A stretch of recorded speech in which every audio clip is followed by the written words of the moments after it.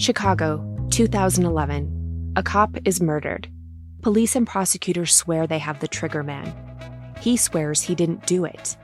How far will each side go to prove they're right? Like it's just one bombshell after another, where you're like, what? The story of a PlayStation, a brain-eating amoeba, and the relentless pursuit of justice. Off Duty, out now. Listen wherever you get your podcasts. This message comes from Jackson. Taxes aren't something you can only think about once a year. With investments, planning for tax day is year-round. Fortunately, Jackson offers tax-efficient products. Visit jackson.com for more information on how our products can make your tax bill a little bit less painful. Jackson is short for Jackson Financial Incorporated, Jackson National Life Insurance Company, Lansing, Michigan, and Jackson National Life Insurance Company of New York, Purchase, New York. Hi, who here loves when their nails are perfectly done? Me. I'm Sarah Gibson Tuttle, and I started Olive in June because, let's be real, we all deserve to have gorgeous nails, but who wants to spend a fortune or half their day at the salon? And that's why I created the Mani System, so you can have that salon-perfect manicure right at home. And guess what? The best part? Each mani only costs $2. Yup, you heard me, $2. No more $30, $40, $50 salon trips that eat up your day. Now you can paint your nails whenever you want, wherever you want. And trust me, you're going to be obsessed with your nails and everyone is going to ask you, where did you get your nails done? And here's a little something extra. Head over to oliveandjune.com and get 20% off your first Mani System with code PERFECTMANI20 at oliveandjune.com/PERFECTMANI20. That's code PERFECTMANI20 for 20% off at oliveandjune.com/PERFECTMANI20. You're all set for a nail glow up. Let's get those nails looking fabulous, shall we? Hello, and welcome back to the Psych Legal Pop Podcast. This is a podcast where we talk about popular culture through the lens of an attorney and a therapist. I'm the therapist, Tess Brigham.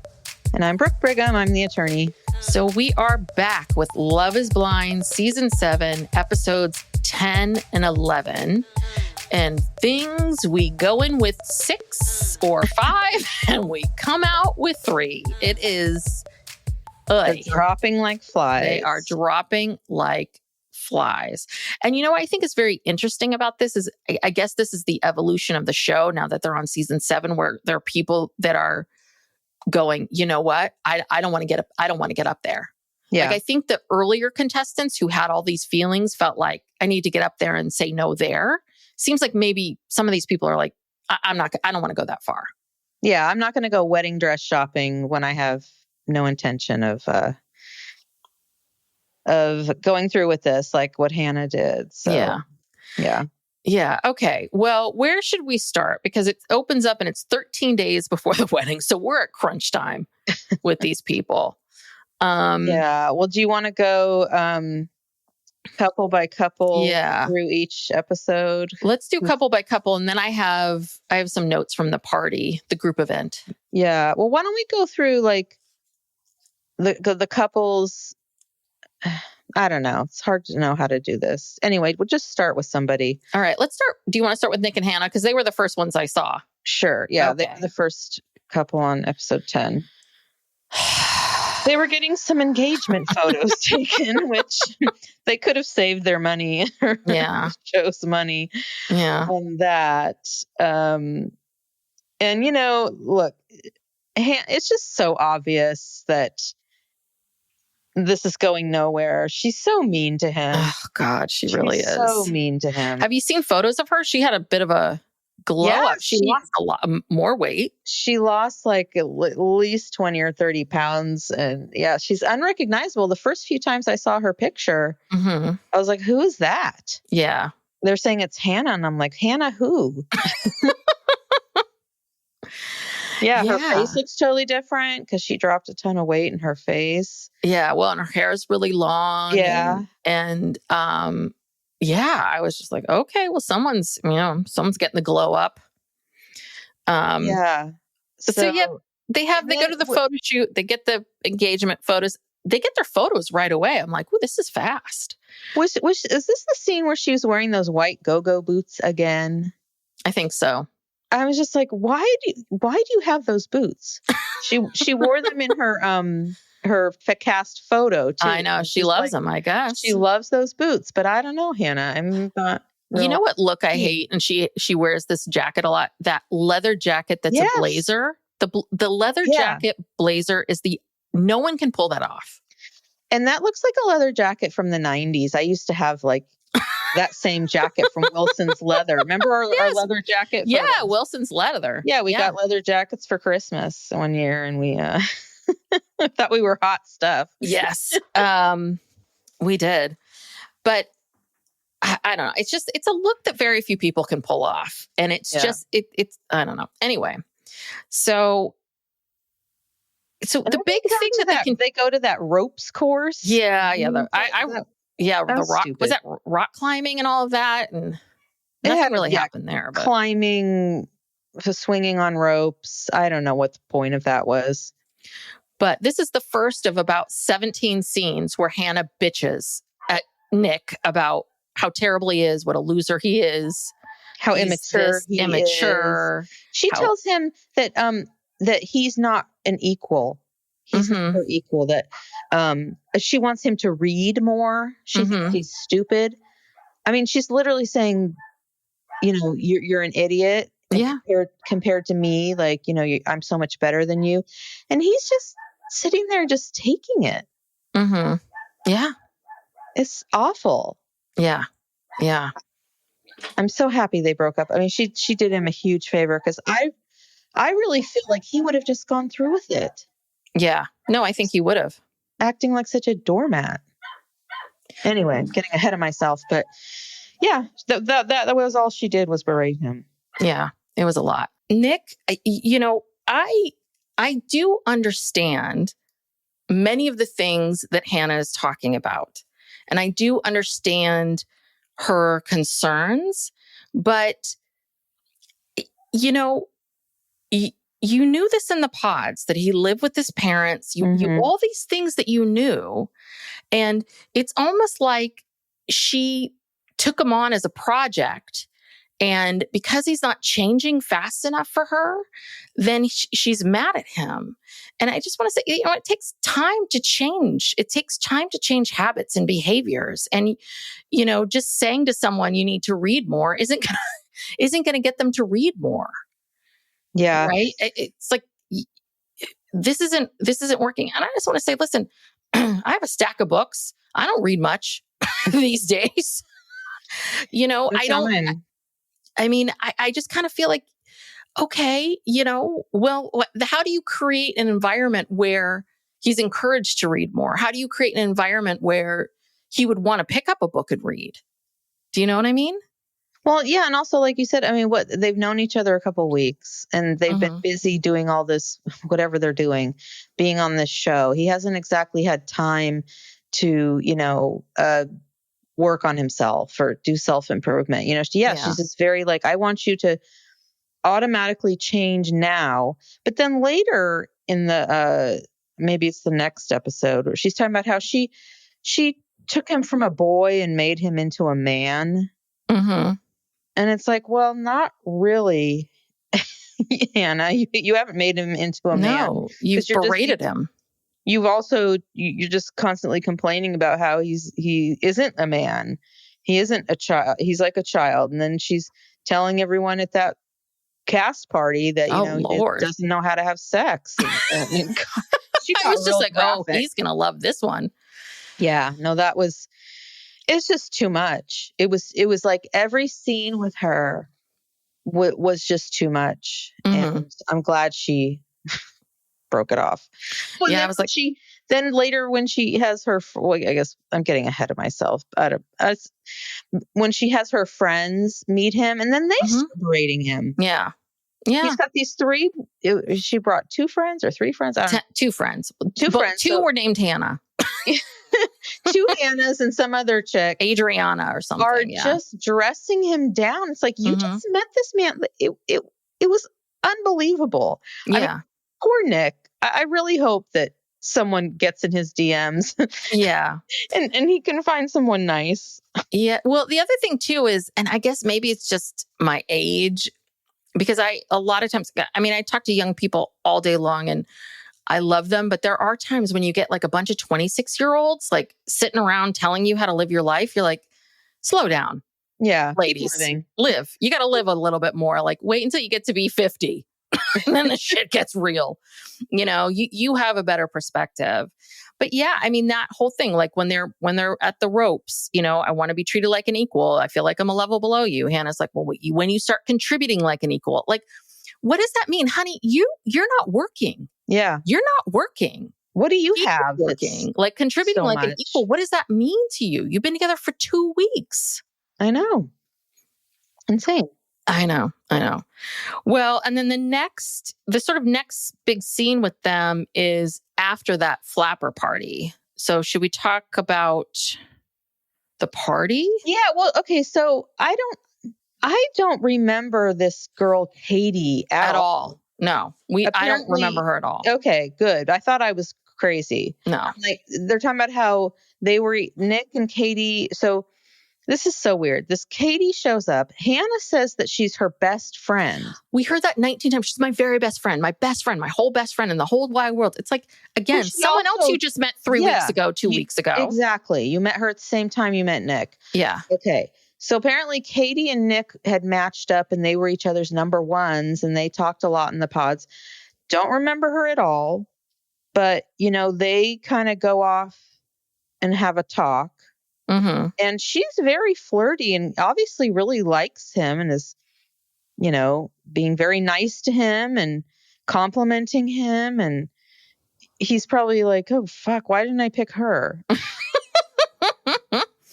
Well, and I mean, I think I understand why this wouldn't have worked. Katie's 35. Like she's looking for something very different. She's and I think 35. Okay. Yeah. And she said to him, the age difference, and you reminded me a lot of these guys that I used to date. And I mean, I think Katie was a little drunk when she was saying all of this, but I understood the conversation. I think Nick wanted some clarity. He wanted to understand. Mhm. And that's really what he asked her. Like we were matching. Day 4 comes around and you drop me. And that surprised me. And I'm trying to understand what happened. And she did. She gave him some feedback about, right, like how he came across. He's heard this feedback before. She said it to him in a very nice way. She didn't berate him the way Hannah does. Mhm. And their conversation, I don't see what he was doing with her as wrong.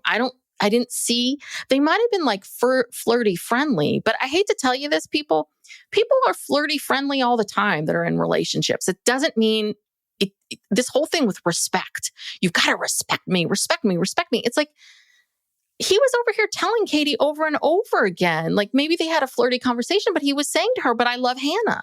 Yeah. And he's also talking to her right in front of Hannah. It's not like Yeah. he's doing anything fishy. I think, Hannah knows that they just want to talk and have some closure or whatever. That's the whole point of bringing these people to these parties. Yes. A little bit of, closure and, Being able to Whatever. like meet them in person and maybe create some controversy. But I just don't, it's like Hannah wants this guy to read her mind and then do everything exactly how she thinks he wants, she wants it to be done. And I'm amazed. Like of all the time she berated him, he never lost his cool. No. He never yelled. He never No. like, I think I Never would said a want to word. strangle her. He never said a word. He just took it. At least that what we saw. Maybe sometimes he did stand up for himself, but I sort of doubt it. Mm-hmm. She's so overbearing and just so, she's toxic. She needs to she's not ready to be married or be in she needs to she needs to just live her life, get some experience, gain some perspective. Yeah. Don't be trying to get married right now. Hannah needs therapy. She needs a lot of it because this is why. Hannah has admitted that her mom was very controlling, that her mom, locked the cupboards and all that kind of stuff. And that was very upsetting to Hannah. And here you are, maybe in a different form, but doing this again. And you've admitted that you are really judgy, that you judge yourself really harshly and you judge other people really harshly. And so this would be a great thing for you to work on in therapy for a little while. How do I stop judging myself so harshly so I can stop judging other people? How do I break this pattern or this cycle? Because it feels like you're just going to be your mom. Yeah. over again. But then they get into this fight after the flapper party, and she's grilling him about this conversation. Again, my best friend in the whole wide world. She was a little drunk, so I understand the exaggeration, but you know, it's just all of it. It's like, I turned you into a man, and I think you, but she contradicts herself constantly. It's like, I turned you into a man, and I think you're, you know, but at the same time, I think you're amazing. And I'm telling Ashley how much I love you. And then I'm telling Ashley about how I just want to show you my fun side, and I'm showing you my fun side. And she's yelling at him. And it's like, okay, well, and Katie came up to me like 3 times and told me how cute my fiance is. And it's like, well, he's trying to say to her, well, it sounds like this is an issue with Katie. Yeah. This is not a me issue.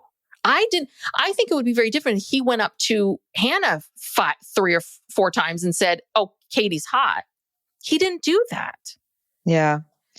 Yeah. And he's actually, I wrote down, he's trying to change his personality for her. Like he is trying to, which is sad. I mean, it's just awful. And also I wrote down too, no one wants to fuck their mother. Yes. Because it's like, no wonder he won't go down on you, Hannah. Exactly. I don't blame him. I hate to be cruel about it, but probably she just put that right out there. Oh, so. Yeah. She's telling at the party. Who was she talking to? Ashley. She's talking to Ashley, saying she's not happy with the sex. He doesn't want to do oral sex. He's like an 18-year-old. He's not adventurous, blah, blah, blah. Yeah, it's probably all he can do just to get on top of you, Hannah, because you're repelling him. Because you're so bossy and bitchy. And it is like having sex with your controlling mother. Yeah. No thanks. I think Steven would like that.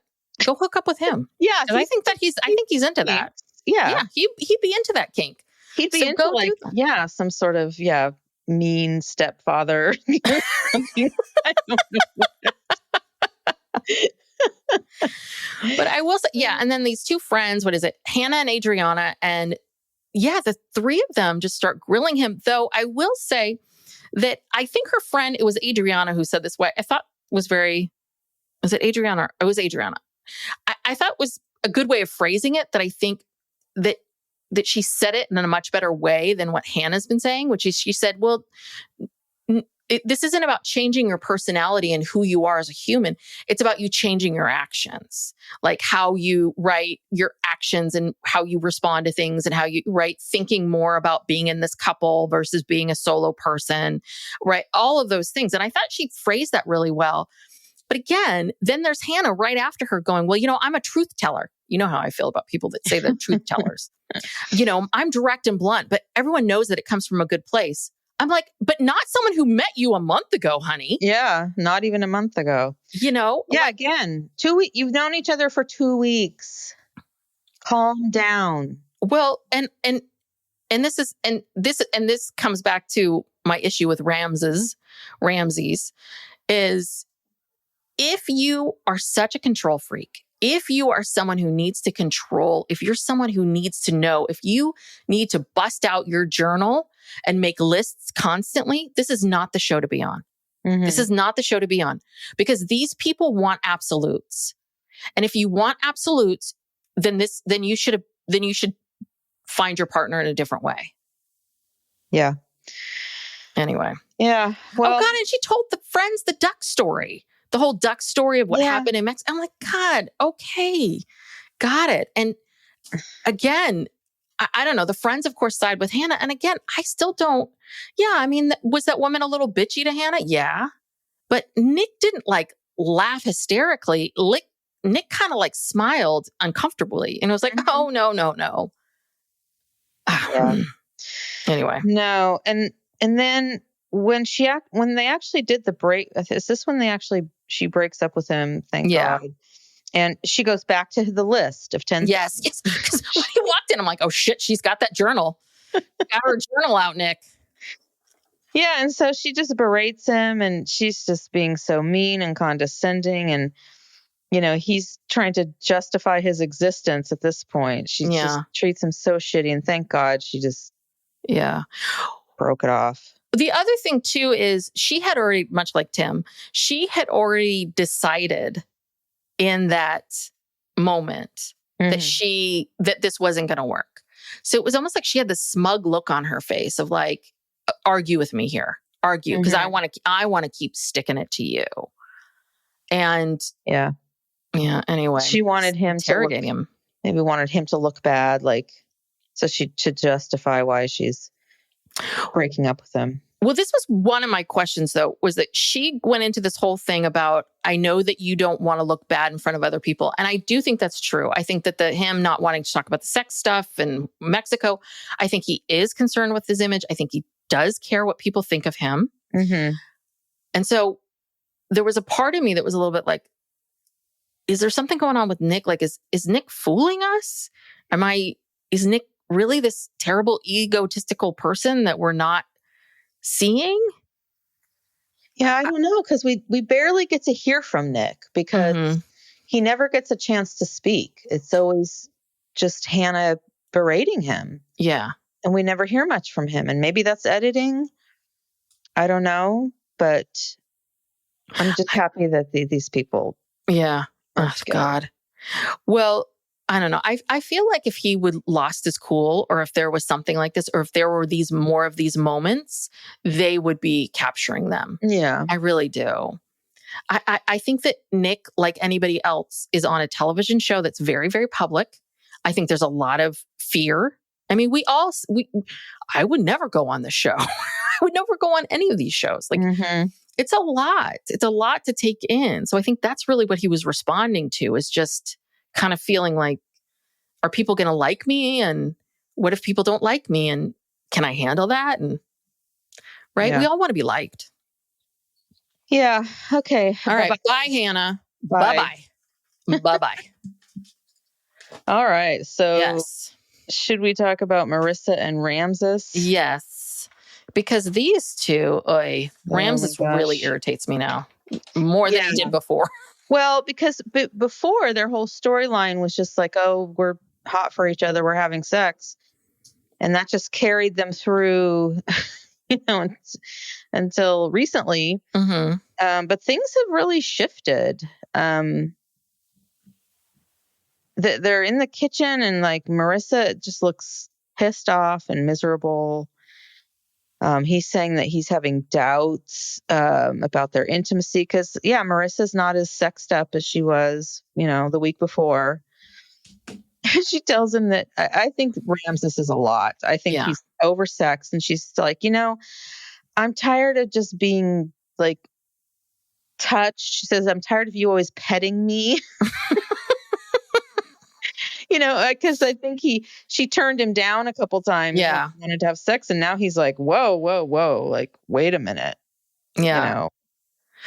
And she's already anticipating that he's going to cheat. And then he basically says, because she's talking about, well, if I'm pregnant and postpartum, I'm not going to want to be having sex with you all the time. And I just feel like, you're going to cheat. And he's like, that's fair.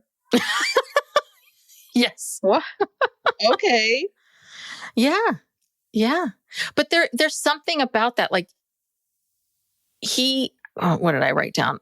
I was just like, it feels to me like with Ramses, everything is one giant test. Like every time I'm going to touch her, how will she respond? Like if I initiate sex, is she going to say, and if she says yes, that's a ding, good. And if she says no, bad. And again, if you, Ramses, it seems to me that you really don't want to repeat what you did in the first marriage. So you want to be 100% sure and 100% confident in going into this marriage. Again, this was not the show to go on. This was not the experiment to do. It's like, you're not going to be 100% confident. And guess what? You're not ever going to be 100. Like, I love all these people that are just like, I want to be sure. It's like, shit happens. I don't know. We don't know what's going to happen in the future. I don't know. You cannot do that. You have to just make the best choice right now.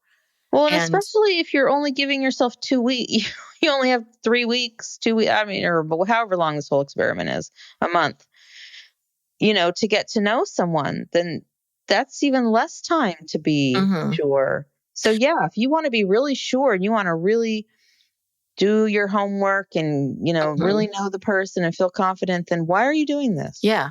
That's the same thing with Hannah and all the lists and all this other kind of stuff. It's like, then this isn't the show for you. You would go on the show. I think Marissa is much more suited for the show, right? I think that's much more of her attitude about it, and some of the other people that are here. But he's a lot, and I feel like he wants to talk a lot all the time.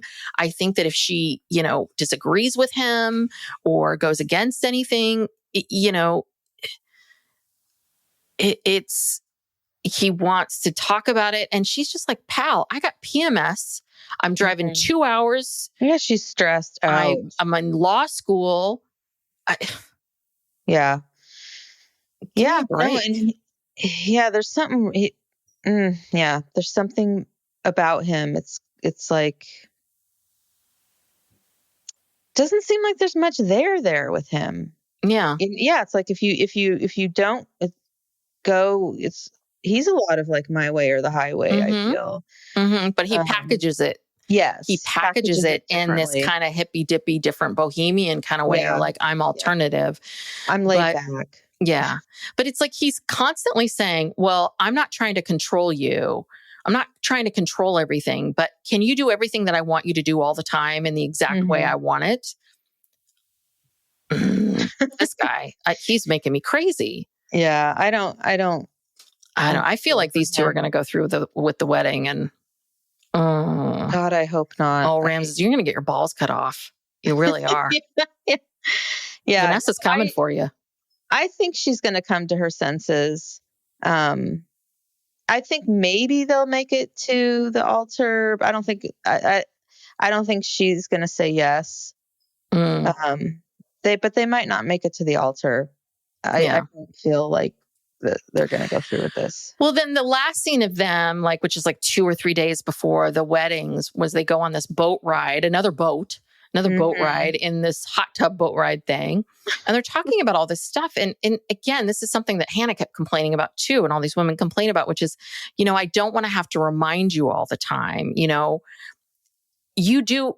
And Marissa's doing this too. She's like, well, you do what you want to do. I'm not telling you what to do, but you should bring my mom flowers. It's that shit. It's a little bit of either tell someone this is the expectation, do it, or don't care. But a lot of these people, they all want the other person to know exactly what they want. Yeah, to read their mind. Read their minds. And then, of course, Ramses does something really... Oh, wait, that's not the last scene. The last scene is something very confusing because they don't tell us what happened. Because we see Ramses on the bed, with a blanket around him, having a meltdown. And then Marissa's in the bathroom. And Marissa comes out of the bathroom and she sits down with him. And she's kind of saying to him, listen, you're getting cold feet. This is normal. We're not going to know everything. She's trying to have a pep talk with him. And he's flipping out. But this is what drives me crazy this year. They're just not giving us any context. How did this start? Right. What is going on? Or maybe this is just who Ramses is. Maybe every day she has to get up and have a pep talk with him. Yeah. Well, maybe we'll find out. And isn't that a couple days before the wedding? Yeah. Yeah. She's already gone dress shopping. Yeah. They've already done all that stuff. They did the wedding certificate. They planned stuff. They went on that boat already and had that conversation. And then that was 3 days before the wedding. It's 2 days before. So this is the next day. He's now flipping out. Yeah. And he's saying, didn't he say he hasn't told some of his family that he's getting married? He's not really helping with the wedding. He's petering out. Well, I guess he's not close with his family. I think that's part of it too, is that's why. But with this wedding planning stuff, it's again, I don't know. I don't think everything should be based on this wedding planning. I think wedding planning is hopefully a one-time thing. And usually the bride, the women, they do more. That's just kind of how it is. And I also just want to say, these men, you're always going to have to remind your partner if you're always going to have to remind a man of things. It's just how it is. Yeah, no, this isn't looking good. Yeah, I predict that they break up at the beginning of next episode. All right. Well. So should we talk about, well, and we did though in the flapper party, Marissa sees Bowden and there's no sparks. So that wasn't a controversy. He seems really sweet. I like him. Yeah, he seems like a nice guy, but yeah. All right. So we have the last two couples. The first couple, Taylor and Garrett, have a good shot. I think they might make it. And Tyler and Ashley, which is like a dumpster fire, but I have no notes for them because they did nothing because everything is happening offline. Yeah. Or happening. We have Tim and Alex. Oh my God, I forgot about them because they broke up. Tim and Alex, and then we can talk about them. Where's my notes? Can talk a little bit about Ashley and Tyler. Yeah. It's Let's talk about Tim and Alex. Sorry. Yeah. So we find out Tim's real name is Drake. Or they named him Tim, but they call him Drake? No, I think his real name is Drake. But he started going by Tim. I don't know. They say that they show the dad as Tim Sr. Yeah. I didn't really get that. I didn't get this either. But the mom and dad call him Drake the whole time. Yeah, I was under the impression that the mom wanted to call him Drake, but the dad wanted to call him Tim. So he got his way, but part of the compromise was, okay, well, sometimes we'll call him Drake. I don't know. I don't know. I left there. I was really trying to fill in the blanks here. Anyway, yeah, so the mom is talking, first of all, Alex doesn't look real thrilled to be there. Mm-hmm. And, the mom is doing most of the talking about how, Drake is the kind of person she says he's very vulnerable and he needs his space.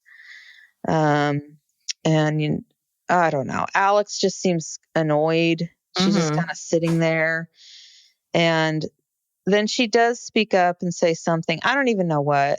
She just looks really checked out. And I'm just thinking, okay, how many more hours till these two break up? Because it's clearly not going anywhere. And then he goes to talk to his parents outside. And she, I guess, goes to take a nap. Mm-hmm.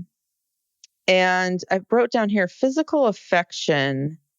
Oh, she wants like this physical affection all the time and he doesn't like it. He doesn't want to cuddle. Mm-hmm. He's not real touchy-feely. He's very, you can tell he's kind of like in his own little space. Mm-hmm. And I don't think there's room for anyone to really penetrate that. Yeah, I think, and I can imagine why.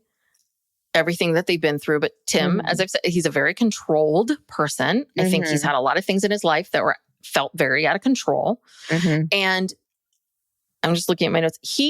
Tim needs someone who has his same temperament. Yeah. That's what he needs. He needs someone who's just like him. And then it'll work. And I think it would work because I think Tim can communicate. I think Tim can, he's mature. I think he is probably ready to get married. I think he would make a good partner, but I think he'd only be a really good partner for someone who's just like him.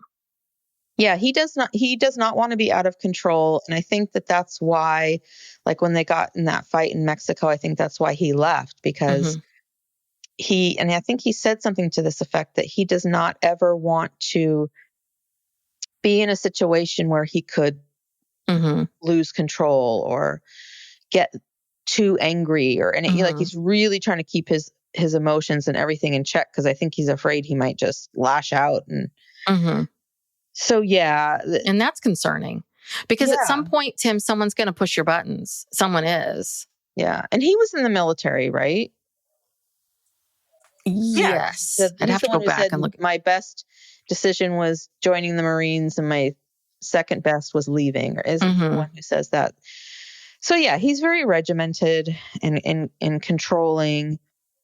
And even just the way that he breaks up with her. Oh God. Yeah, that was a little harsh. Yeah. So he's pissed because he says his parents drove 10 hours to visit with them and she went to sleep after the cameras stopped. She's trying to claim she just took an hour nap. Alex, yeah. I think Alex sleeps a lot. That's what it sounds like. Alex likes to nap. I think a so. lot. Yeah. Well, she's not cleaning. Oh no, she's not cleaning at all. Yeah, and he just kind of sits her down and and tells her he doesn't want to get married. Mm-hmm. Well, no, he says, I'm reflecting upon what I want for myself and my life, and you're not it. Jeez. I mean, that is harsh.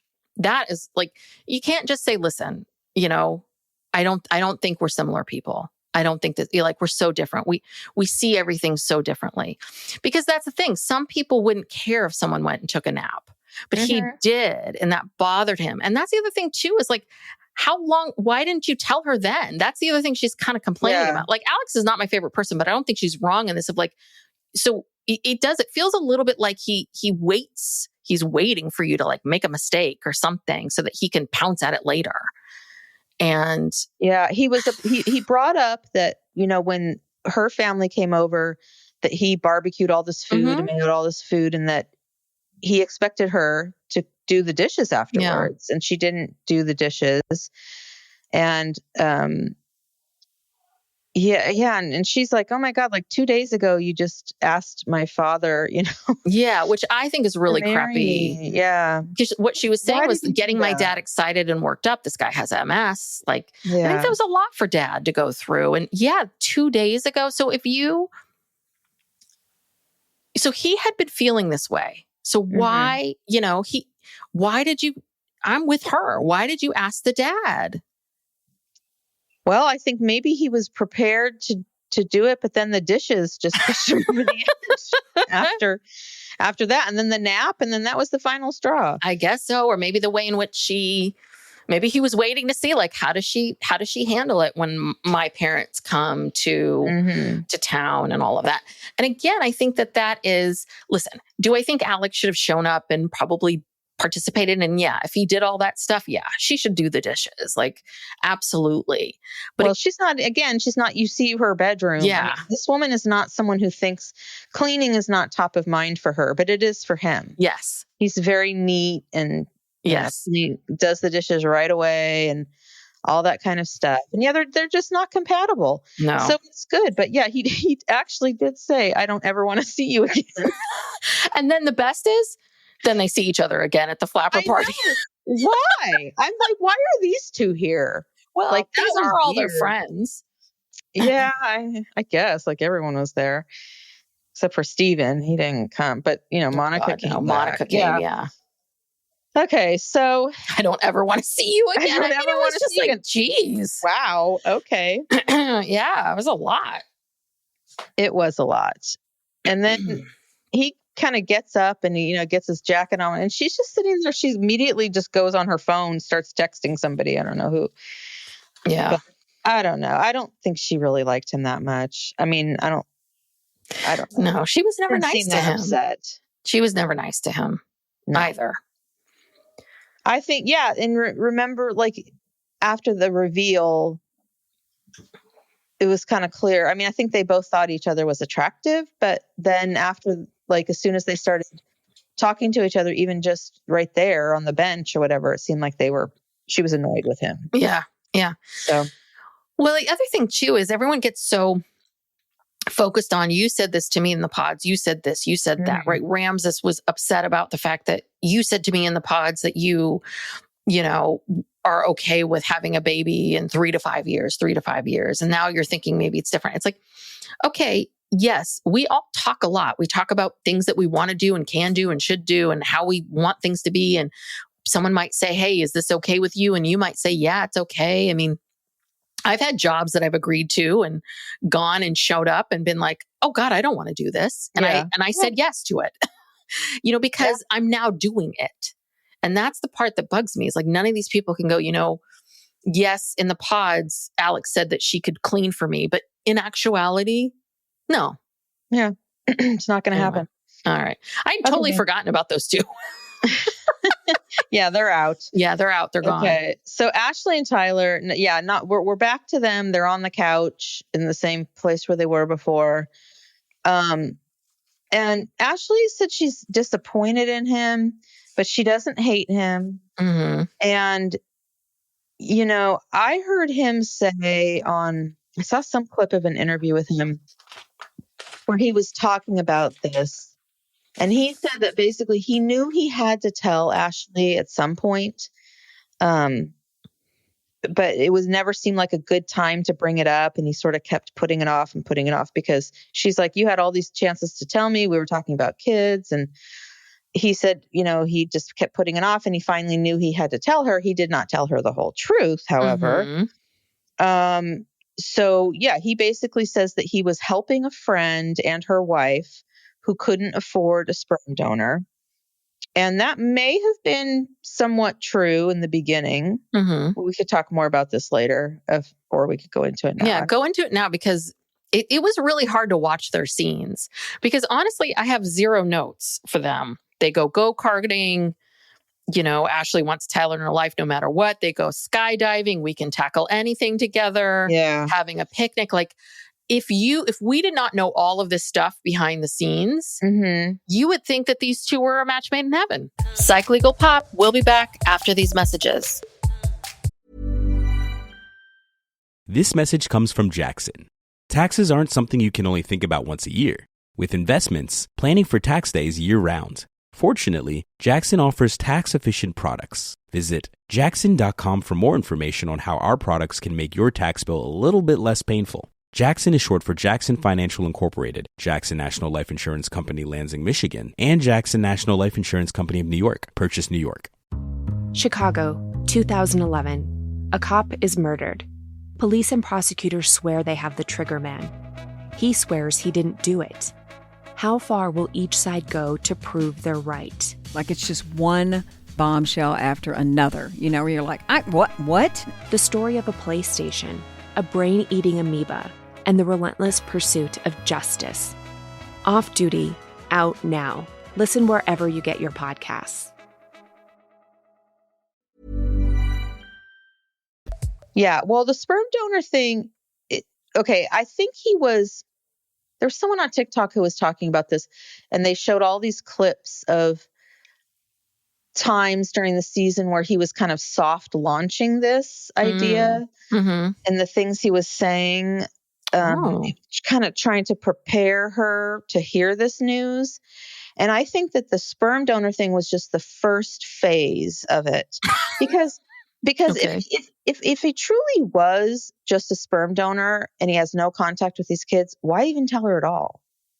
Okay, so the fact that you're telling her, because that's just a transaction, but the fact that you're telling her that you were a sperm donor, that's a polite way of saying I've intentionally fathered children with this person who I know. And then the next step is, oh, and by the way, I've been a part of their lives to some extent. We don't know to what extent. But then she asks him, she says, do they know what you look like? And he said, no, I don't think so. I wrote that down. Yeah. And that's a flat out lie. That's a lie. But also the pictures that we've seen online of him with these kids, they do look very young. And I don't know how old those pictures are. And maybe if he hasn't seen them, if he cut off contact with them and he hasn't seen them in a year or more, maybe they don't remember. I don't know how old the youngest ones were when he left. I don't know. That's what I'm saying. We don't know. The truth lies somewhere in the middle between what he's saying and what we're hearing online, and we don't know yet. It'll all come out eventually, but yeah. But you're saying that you believe that maybe it's not what we all think, because I'm sorry, when I saw the matching pajamas on Christmas Day, and again, all of these photos that we've seen, it's been him with the 3 kids, him with the one woman and the kids. I've yet to see this woman's wife. Well, there was a picture of the okay, so when the first baby was conceived, the mother was married, legally married to a woman. Okay. And that woman's name was on the birth certificate. Then I'm not quite sure what happened. I think that the women broke up and they were keeping the kids from the other woman, and something happened where her parental rights were terminated, I believe. This is all allegedly. This is literally, I'm piecing together TikTok videos here. Take this all with a grain of salt. This is all alleged.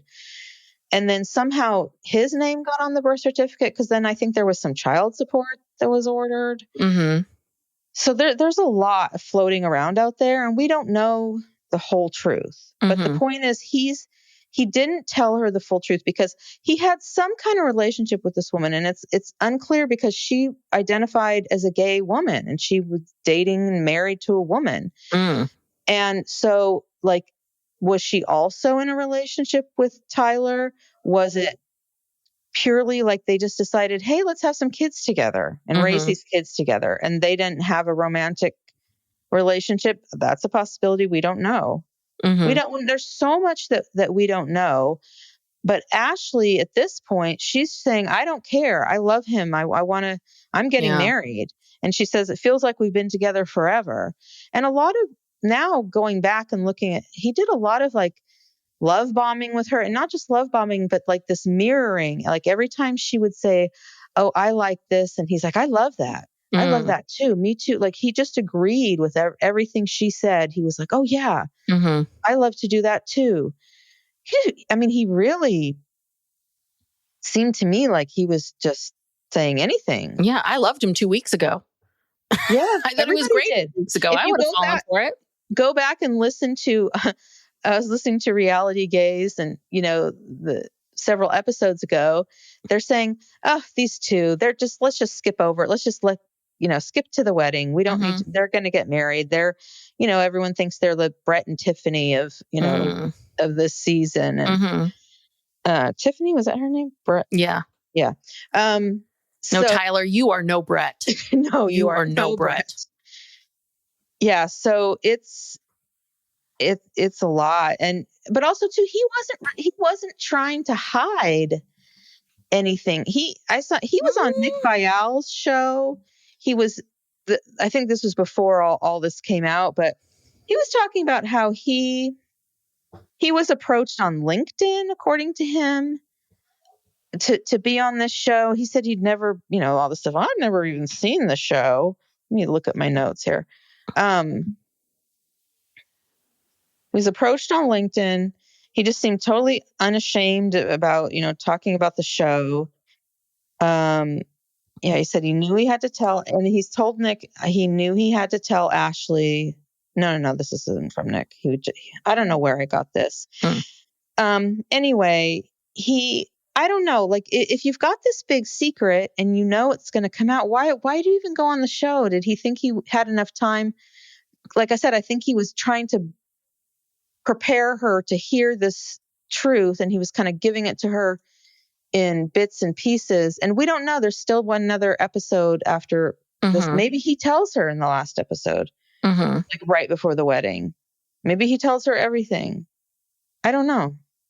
Yeah, but you don't think that it's a bit diabolical of what he's done? I mean, yeah, that's okay. Because it feels, yeah. I'm trying to defend him. I'm just trying to say, like, I'm just trying to figure out what's going on, what's true, because everyone's assuming that everyone has assumptions, and we don't know the truth. We don't know the real story, what was going on between these people. Yeah. Maybe he was just this Disneyland dad who just showed up for the pumpkin patches, the pumpkin patch and Christmas and birthdays, and the rest of the time, he didn't really spend any time with them. I don't know. I feel like if that was true, then why hide that? Yeah. Why hide that? There's something about hiding something that makes you think like, well, you're hiding it. Right. I mean, this guy intentionally deleted all those photos of of those kids, right when he got on the show. He distanced himself from it. I just feel like you had all that time in the pods.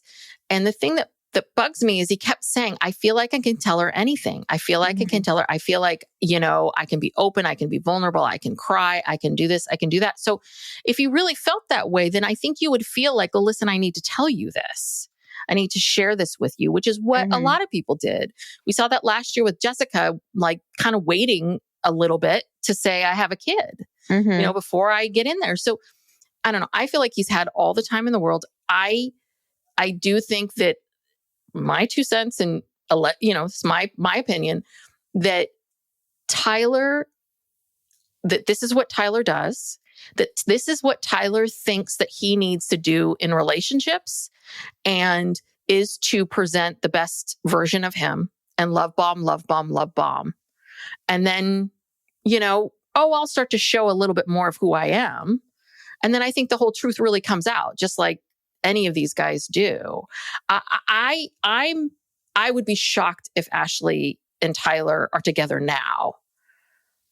I would be shocked if they're still together. I wouldn't be shocked if they got married, but I'd be shocked if they're still together. Another component to this was when he, I don't know if he impregnated her or it was truly like, gave them sperm or whatever.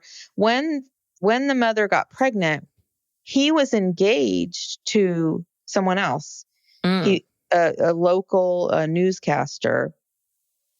And when she found out, she broke off the engagement and she posted this stuff on social media. And she said that, this person who she had been planning a life with and a future with decided to have a future with somebody else.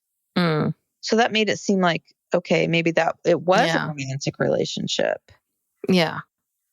Because I think that being someone's sperm donor isn't that big of a deal and isn't. Why would you hide it? Or even tell anyone? You know what I mean? A lot of people do this, I think, and never tell anybody.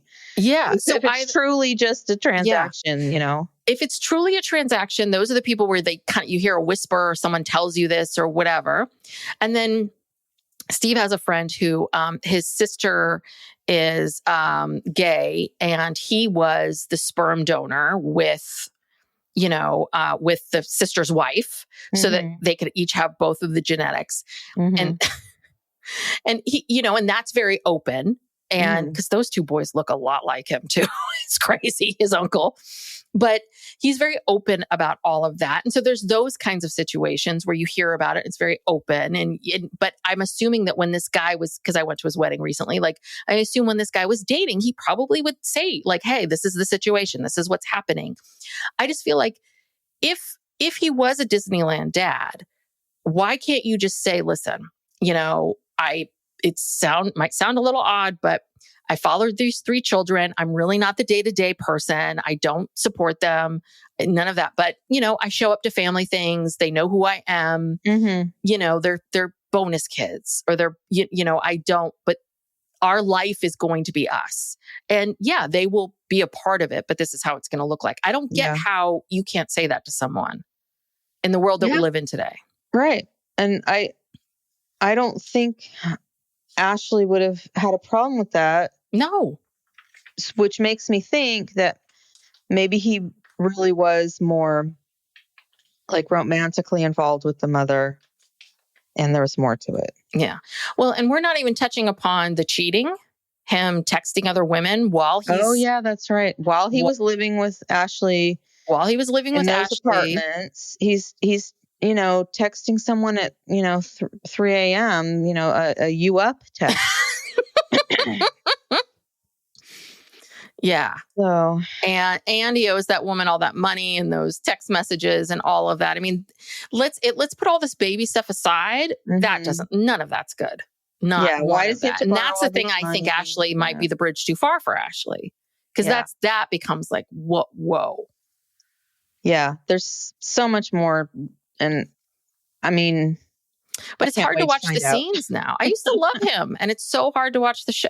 Watch him. It's like I can't believe anything that comes out of your mouth. I don't think you like the skydiving. I don't know. I have no idea. I don't know what you like. Yeah, she said she wants to go skydiving. And he's like, "Oh yeah, me too. I love skydiving." Although he was terrified of. He did not want to do it. Though, if I was ever to skydive, I think I would do it in that way, because that seems to me like you just go up a bit and you're in this giant field, and then you drop. I'm like, that I think I could maybe handle. I don't want to do it. But is that what Layla did? That's how all skydiving is. I don't know. Maybe I watch these adventure movies or something. It's just like, I don't want to just sometimes it's like out in the middle of nowhere. I'm like, yeah, you go out into like an airfield or like some some wide open space, and you just Yeah, I guess because I was watching them land very gently in the grass. I'm like, oh, this doesn't seem so bad. yeah. By the time you get all the way down, it's controlled. Yes. All right. So should we talk about the one couple that I think might actually make it and may still be together and actually like each other? Taylor. Yeah. Garrett's gotten a bit of a glow up. Oh, if yeah. anyone's seen. He's grown his hair out and that's what he's got the makes me 6-pack abs. Yeah, that's what makes me think that they did get married, because I feel like that she had a hand in that. That if Garrett could have figured all this out before, he would have. Yeah, he would have. Yeah. No, he looks great. He's got new clothes. He's got a new hairdo. He already has a great body. He looks great. Yeah, I thought he was okay in the pod, but now I'm like, oh, this guy looks good. He's got a little bit of a 5 o'clock shadow thing going, kind of rugged. Yeah, no, he's doing it. So yeah, they have. Well, first, they go to this calligraphy place, and they're talking about the letter between the grandparents, and they're going to have a letter writing station at their wedding. And so good times. That's what everyone wants to do at a wedding when you're drinking and dancing and having fun, is stopping all of that to get it to then write a letter to someone. Calligraphy. That's I cannot wait to do that when I'm drinking. This is a little too goofy for me. Yeah.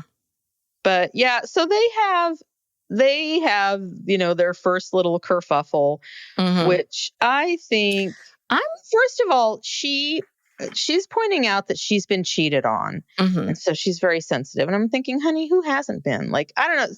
This is the jaded, old lady in me. When these people start talking like this, it's like, oh, come on, who cares? You're not special because you've been cheated on. Yeah. And I think she's overly sensitive. I think she is too. He gets a text from an ex-girlfriend or something who has no idea that, and she might have just been, I think she was just reaching out to say hi. Yeah. What's up? Haven't talked to you in a while. Yeah. Which I do to my exes sometimes, and everybody does. It's like, if you care about someone, they're part of your life for a long time. It's like, you don't just stop, unless they're horrible. Well, you don't just stop caring. Yeah. And this is so this whole issue between the two of them is Garrett's ex texted him and said, hey, what's up? The first conversation we have, we see them talking outside of the party. And it's this whole thing of the way it made it sound was that she texted him and that he liked it. He liked it. Like, he liked the message. And I think that in his mind, he said, no, I responded. I liked the message.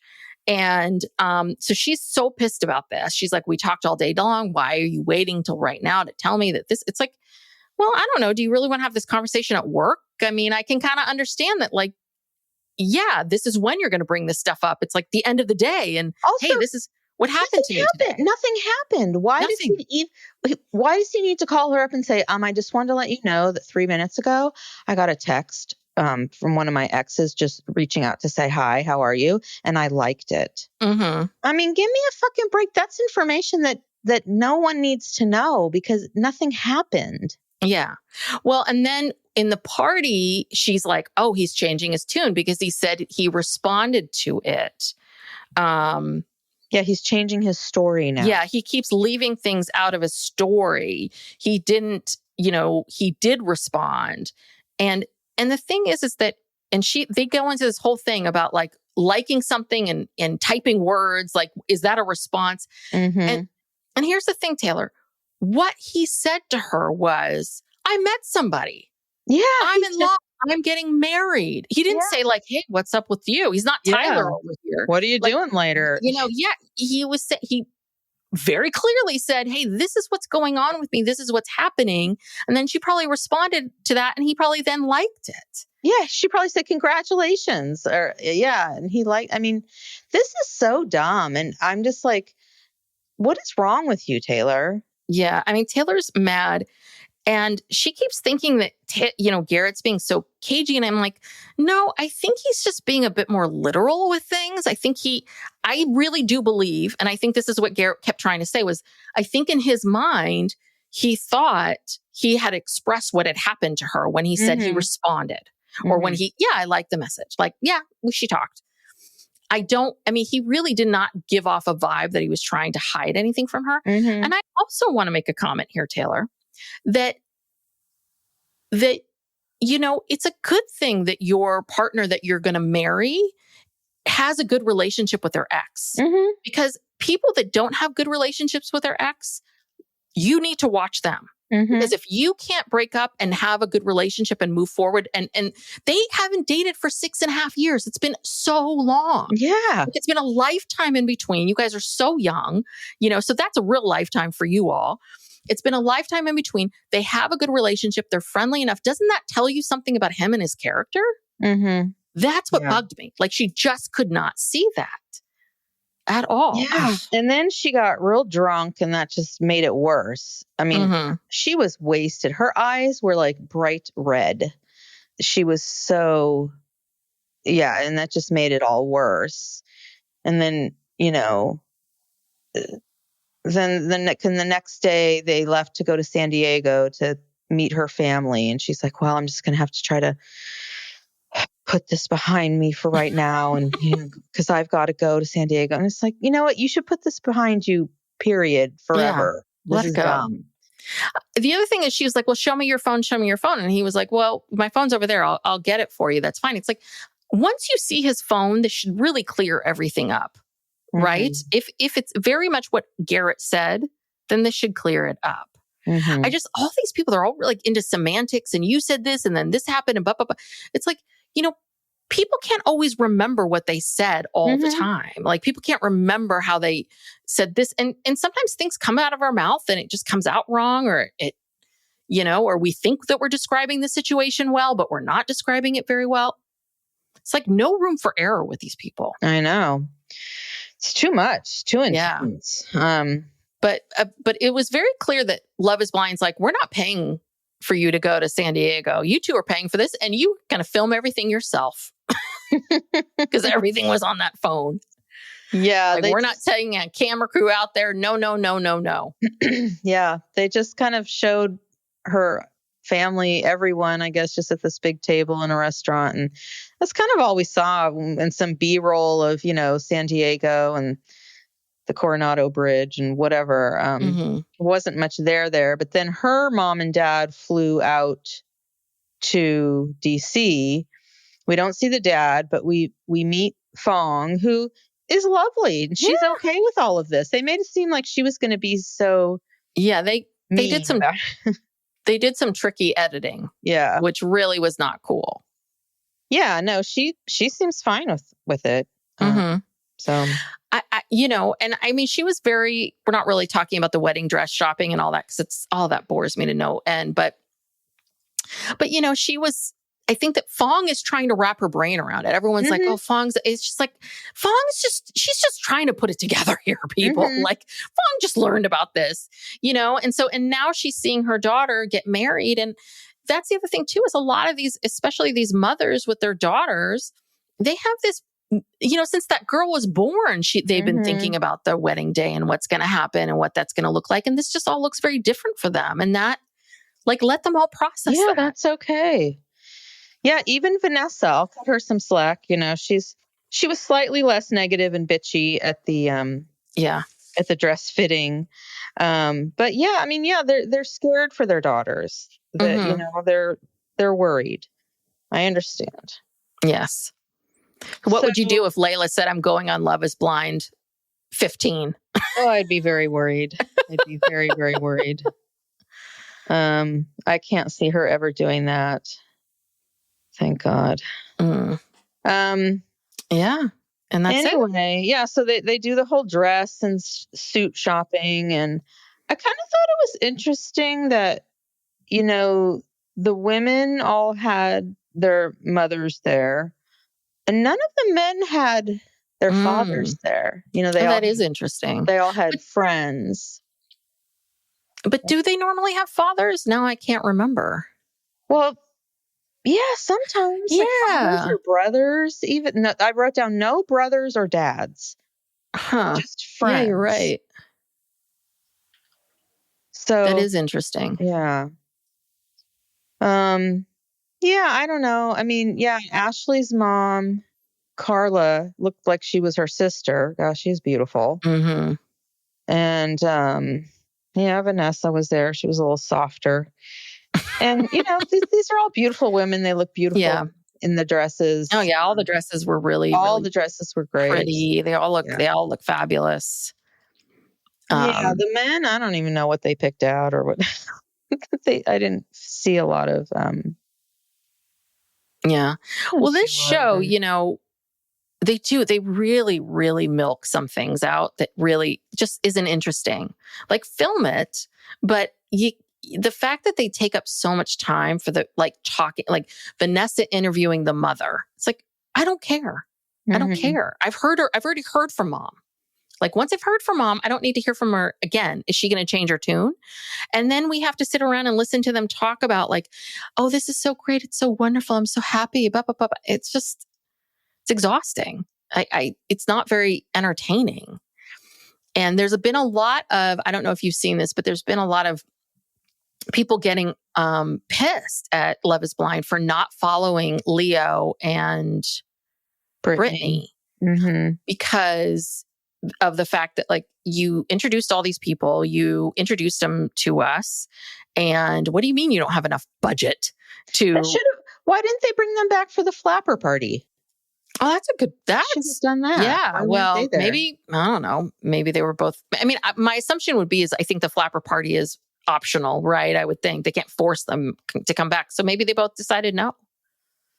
Yeah. I don't know. People are pissed that they were like, why aren't you even, if they're just going to go to Miami, film that? Like, we want to see that. And the fact that Love is Blind's response is, well, she didn't say I love you. She didn't do this. She didn't do that. So, we really want to, focus on the people that are going to make it to the end. Then there's a little bit of, Like, then what is the show? I don't think, here's the thing. I think they don't want to cheapen the show with this relationship that never was going to go anywhere. Brittany, when she saw him, you could just tell. I mean, she never said I love you. Then she saw him and she was just, you could tell she was like, oh God, no. She just wanted a free trip to Miami. She wanted to go to Miami, and she did. And then, they broke up like the next week. So, yeah, I mean, there wasn't a lot of there. But though, I don't know. I think that them going to Mexico would have made it. I think people wanted to see that. We wanted to see, we've never seen Hannah meet Leo. We've never seen that. We've never seen any of this, So that would be interesting. Maybe we'll see at the reunion, but. Yeah, who else was Brittany talking to in the pods? No, it was really just Leo. Remember. It was mainly him. That was really the only person. Because, like, she was thinking about leaving many times when he kept dicking her around. Okay, well, so next week is the finale. Yes, the weddings. I guess we have to do some predictions. Well, I predict... Oh, go ahead. Oh, I was going to say, well, I think Taylor and Garrett are going to get married. And I think that they're going to be the only people that are still married by the reunion. I think Ashley and Tyler are going to get married, but I doubt they're still together. And Marissa and Rams, I don't know. You know what I think? I think Marissa's going to say yes. And I think Rams is going to say no. Or maybe she'll say no. I think they'll get to the altar, but I think one of them's going to say no. I don't think they're going to get to the altar. Oh, really? Okay. Because they're both pragmatic enough, I think, to know that it's better to just call it off and not go through with that whole farce. If someone's going to say no, especially Ramses. Yeah, I can't see him like going through with it just to go through with it. He's just going to be like, no. So maybe they go through with it with Marissa. Maybe Marissa says no. Maybe. Yeah. Either one of them could say no. Yeah. Well, Ramses, you better hope that Marissa says no, because you're not going to have balls. Because Vanessa, if you say no at that altar, Vanessa's coming after you. That's right. I wouldn't. I do believe when she says that, she will do it. Yeah. Well, that's why he's going to do it before. He does not want to have to confront Vanessa at the wedding. So if they make it to the altar, then either they're getting married or Marissa's saying no. I don't know. What do you think? I don't think they're going to make it to the altar. Okay. I You think think one of them, I'm not sure which one. One of them will break up with the other, or they might even come to a mutual decision. I think if they have another fight about sex or, one of these things or something, the military?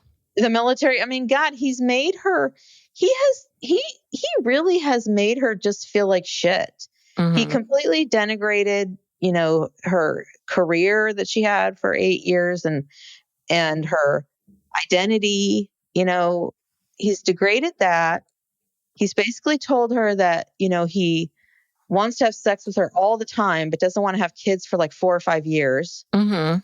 And doesn't want to wear a condom. Doesn't want to wear a condom. What else? God, what? She probably just feels like shit. Mhm. What There does was he some like? other What political does he thing like about too. her?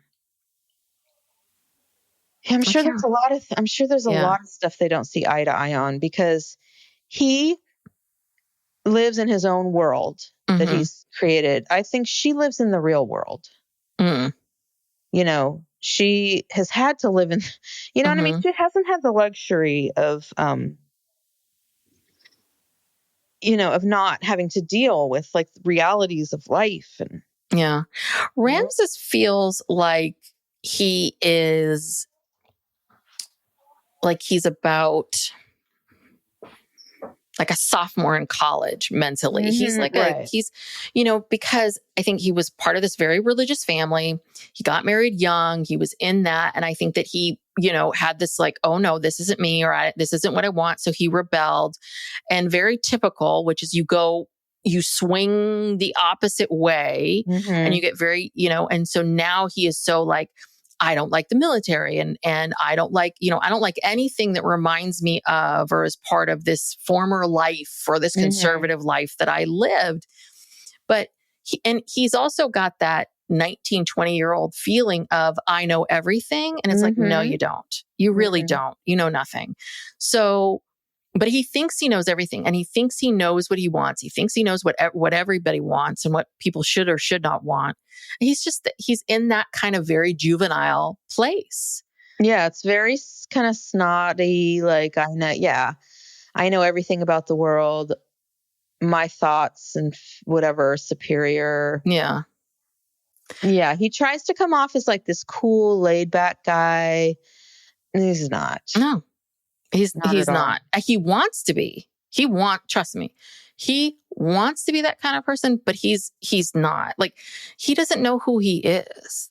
I think Marissa has a much better sense of who she is because I think that her leaving the military was also part of like, well, maybe this isn't what I want. Let me think about life. And then she's moving into this other direction, but she at least has some sort of sense of critical thinking of, well, it's not all one thing. And, some of these other things. And she's also willing to admit she's still evolving and changing. He isn't. That's the problem. He can't see any part of it. And that's the part that's very scary. Yeah. I also don't think that he really wants to have a family. I think he's saying he does. But when you're 30, what is he, 32, 33? She's like 31. You're like, oh yeah, I want to have a family, but I want to wait like 5 years. Like, what?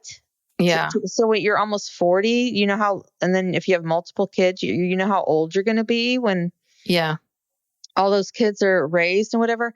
I don't think he really wants to have kids. I think he's just telling her that. And she clearly wants to have a family. Yeah.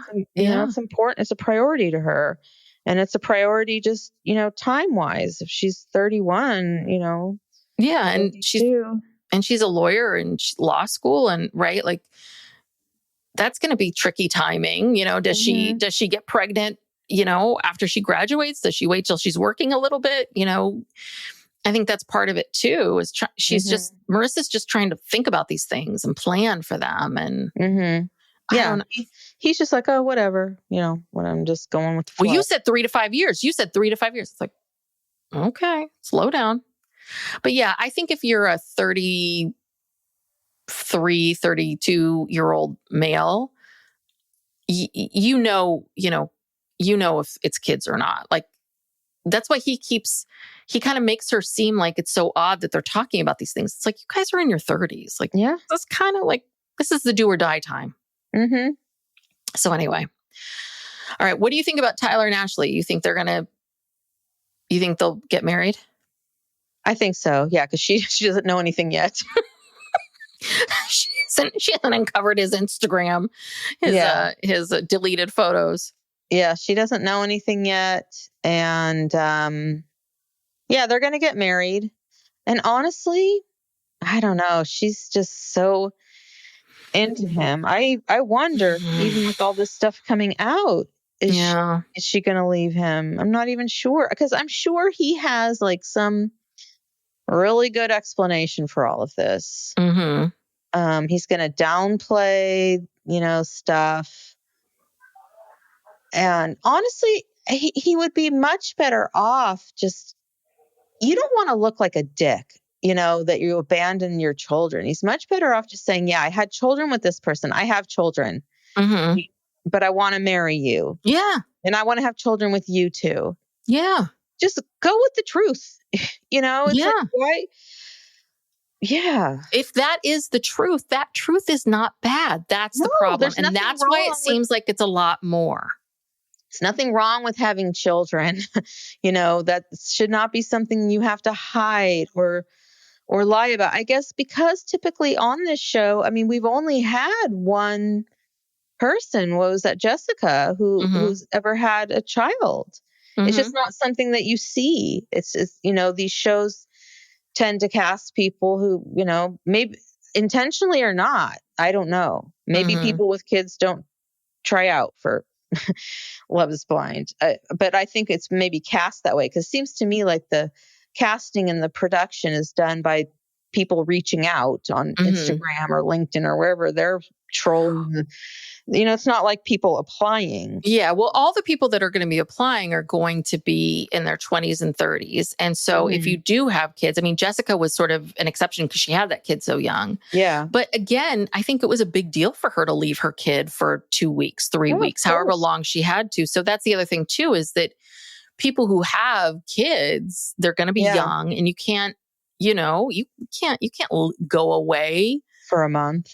Remember, like, our grandfather took us on all these cruises, and that last cruise, you and I didn't go on. It was like all paid for, but it was going to be 3 weeks long, like to Norway or something. We're like, we can't, we have kids. Yeah. Like, we cannot leave and do this. We're going to bring the kids with us. But it was a little bit like, that was too much. It was just too much. I think Layla was in school. Yeah, she was in school. Max was born. Max was like 7, 8 months old. Steve could not take 3 weeks off from work. I can't take 3 weeks off. I mean, it's a little bit of like, so that's the logistical parts of it, I think, prevent people from doing it, which I think, again, gives Tyler a reason of like, listen, if these kids were my full-time, if these kids were my full responsibility, I wouldn't be here. But like, this is the situation, and I want to remain in their lives. Again, whatever, that truth is not bad. It really isn't. But again, he's a cheater. He's cheating on her. So yeah, so maybe he couldn't tell because he's still in a relationship with this woman, the mother of his kids. But there was someone else he was hitting up. Yeah, too. Someone else. Yeah, he's got multiple relationships going. God, I don't know how Tyler gets anything done during the day. No wonder he has to love everything else everybody else is doing. He can't come up with his own hobbies. This is his hobby. Well, and I also, being a player, I also doubt that he even has a job, because no, he doesn't have a job. Because why does he have to borrow so much money from these women? No, he said in that text when she was asking about payments, when's the next payment? And he was like, I don't know, I'm not working. Then why did you say you would get on a payment plan with her? And 10 grand, who loans someone they have been dating for a couple months, 10 grand? And so that makes me think, were these two much more serious? But that's a different woman. The woman he borrowed the 10 grand from, that's a different woman than the mother. Yes. No, I know. Right. I know. That's a different woman. And it's a different woman than the woman he was texting when Ashley was in the other room. When Ashley was sleeping next to him. At 3 a.m. It was 2:30 or 3 a.m. Yeah. God. Ashley's blissfully sleeping, thinking she's met her prince. You know, Yeah, these shows, why aren't they vetting people better? I mean, I how don't hard would it be to find out? I guess, I mean, yeah, he scrubbed his Instagram of pictures, but, why do a little like personal, like PI work, do some background checking. There's got to be records of, I don't know, it's got to be a way to find out if someone has children. I don't know. I've seen a bunch of jokes online about, the background checks of Love is Blind contestants and just how lazy it is. There's some like old guy barely patting someone down, going, yeah, you're fine. So I don't know. Yeah. Well, every season there's always one person who's just real shady. Yeah. Can't remember who it was the last season, but last season. Yeah, who was that? Who was even on? Oh, shady Trevor. Oh, yeah. And Jeremy. He was shady. Trevor was shady. I think those were the two that everything came out about. Anywho, I finished watching these episodes and I was like, I hate all these people. And my God, I could watch this for another 10 years. Well, we're going to have a finale and a reunion. Yes. Got a couple more weeks of fun. Yes. All right, everybody. Okay. Thank you so much for listening and tuning in. If you would like to support our podcast, you can give us a 5-star rating and review. Those always help us. Or you can subscribe. Make sure that you're subscribed, or tell a friend or tell 2 friends about the podcast. Spread the word. And if you want more content from us, we have a Patreon, patreon.com/PsychLegalPop podcast, where we have a weekly bonus and we do a monthly true crime and an Ask Us Anything. Lots of fun stuff. So go check us out over there. All right. Okay. See you later. Bye. Bye.